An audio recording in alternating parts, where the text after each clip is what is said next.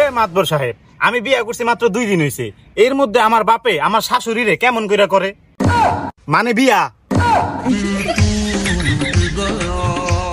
কপালে লাথি মারি বেড়া, তোর কাছ থেকে আমি ভাত কাপড় চাই বেড়া।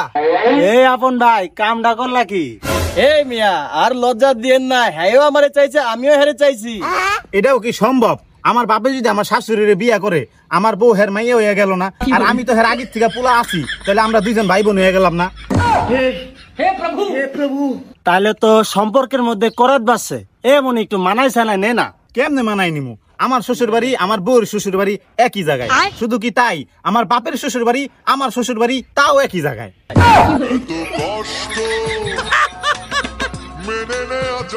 আমার যদি ছেলে পেলে হয়, আমার বাপের নানা কইবো না দাদা কইবো? আমার বাপের যদি ছেলে পেলে হয়, আমারে মামা কইবো না দুলাভাই কইবো? হে, এ তো মহাবিপদে বললাম। এর আগে তো মোর একটা শালিশও এরকম বাদে নাই। তা নয় আমি বাদই দিলাম, আমার বাপের কি আমি আব্বা কমু না শ্বশুর কমু? এ আমি কঠিন প্রশ্নের সম্মুখীনে পড়লাম। এ গেদু, তুই না হয় একবার ড্যাডি ক। আমি না হয় ড্যাডি কইলাম, আমার বউ আমার আব্বারে কি শ্বশুর কইবো না আব্বা কইবো? এ আর তো কুলাইতে পারলাম না। খবর বেটা, বাতাস লাগতে দে।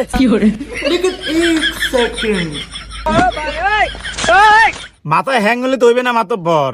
আমি কি আমার শাশুড়িরে মা কমু না শাশুড়ি কমু?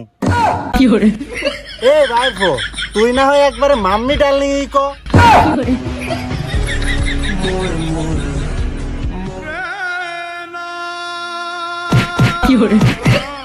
এ একটু মানে সানা নে না রে বাবা, আমারও তো সংসার আছে, আমার বাড়ির যাইতে হইব বাবা।